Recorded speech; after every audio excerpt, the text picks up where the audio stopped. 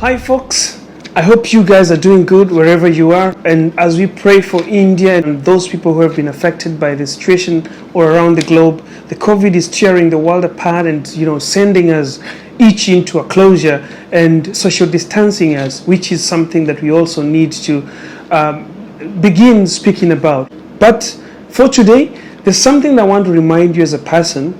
This is something that is related to your life. You see folks, there's this thing that is running the world, and I call it noise. I call it murmurs. I call it a nuisance. You see, when you allow other people to start controlling your life, when you allow other things to start controlling your life, you miss the opportunity of becoming what you're supposed to become. So there is need to be a silent in your home. There is need to be a silent in your kitchen. There's a need to be a silent when you're cooking some delicious meal. There's a need to be silent when you're going to purchase a pair of shoes. There need to be a silence when you are having a shower. The silence that I'm talking about here is there need to be no noise that's coming from outside to control what you're doing at your home. Don't allow noises to control how you're going to purchase your car. Stop allowing noises to control how you use your social media. You see folks, when you create an account in a social media, there's always what we call terms and conditions of each and every kind of social media you create. The least number of us do read these terms and conditions. But when you go through the terms and conditions, be it Facebook, Instagram, TikTok, LinkedIn, YouTube, whatsoever social media that you will join as a person, you will always have those terms and conditions. And when you go through them, there are things that you can do and there are things that you can do, period. People who come after that to tell you what you're supposed to do on a social media account. People who come after that to tell you what kind of a tile you should buy for your kitchen. People who come to tell you what kind of a job you have to apply when you have a degree of a certain field. People who come to tell you which kind of a company you can thrive in when you seek employment. People who come into your life to tell you which kind of a girl or a woman can make a good wife. The people who come in your life and tell you which kind of a guy can make a good husband. These are the total amount of noises that you get throughout your life. It's a confusion that comes and targets your mind, your thoughts, your movements, and your choice. But the only thing that we need is a proclamation that I am the captain of my own ship. I'm the master of my chances.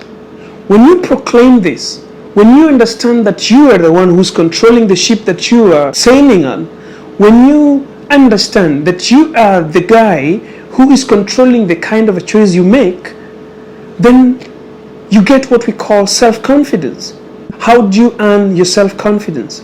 You earn your self-confidence when people's choices, when people's opinion become a weighing balance for you to move from one step to another. But when people's opinions and people's noises become what determines the kind of a person you become in the next second, then we miss the path to success. My proclamation is that I am the captain of the ship. It's a 6-letter sentence that if I don't believe and I never say it, no one else will ever say it.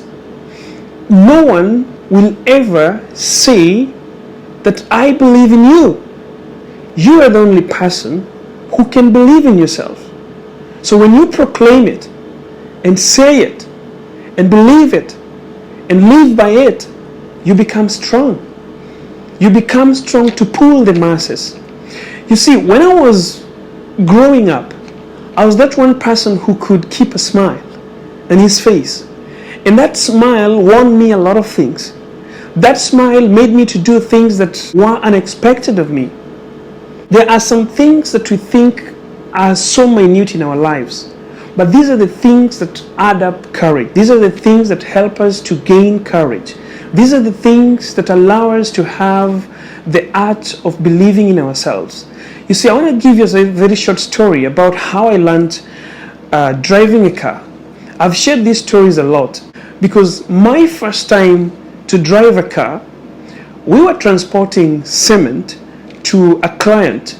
During that time, I was working in my uncle's building material shop, and we were transporting cement to a client in a nearby place. It wasn't that far.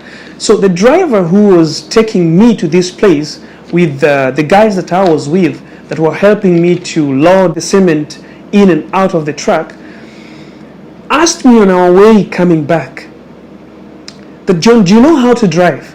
Because I'm feeling tired." And believe you me, I told him, yes, I know.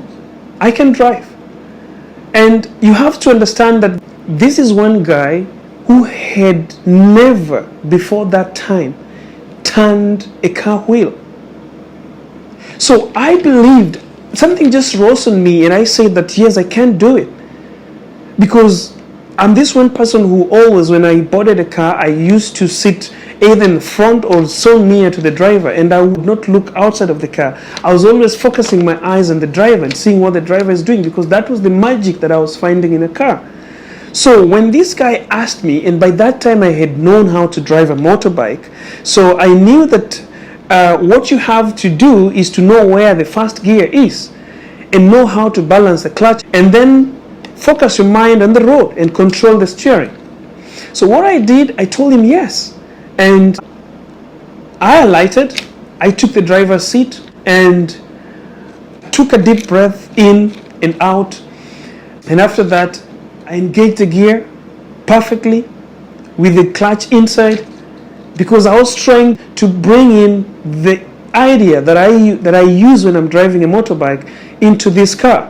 So when I did that, I felt the weight of the clutch and the brake, So I tried to balance these two things, and the car started moving in a very excellent way. And this guy realizes that there's a problem, because I'm that one person who have never controlled a car wheel. So I'm on the steering, but I cannot move my hands properly because I'm getting my hands stuck at some place.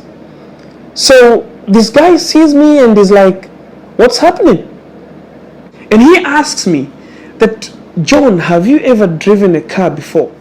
And I was open to him. I told him Muguru. That was his nickname. He was called Muguru. Some people called him Saja. Some people called him Engineer. He was a man who was, so much devoted to his work. So he asked me if I ever did this before, and I told him, no, absolutely, I've never done this before. But I just had the courage because I want to know how to drive a car.